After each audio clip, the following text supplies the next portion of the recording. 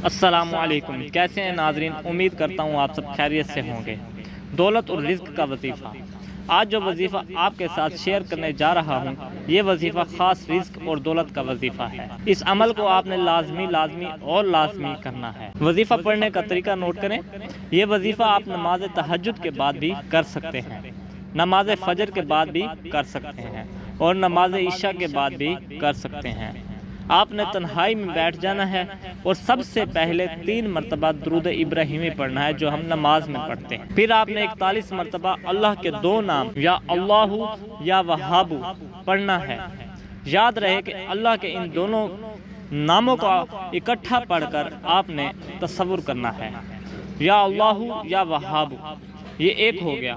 یا اللہ یا وہاب، یہ 2 ہو گئے۔ اس طریقے سے آپ نے 41 مرتبہ اللہ کے یہ دونوں نام پڑھنے ہیں اور پھر آخر میں 3 مرتبہ درود ابراہیمی جو نماز میں پڑھتے ہیں پڑھ کر اللہ سے دعا مانگنی ہے۔ انشاءاللہ آپ اپنے حالات کو تبدیل ہوتے ہوئے اپنی آنکھوں سے دیکھو گے اور اللہ رزق کی تمام بند دروازوں کو کھول دیتا ہے۔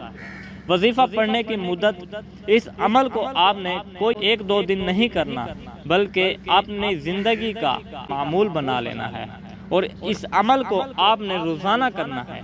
اس عمل کو خود بھی کریں اور صدقے کی نیت سے دوسروں کے ساتھ بھی شیئر کریں۔ جزاک اللہ خیرہ۔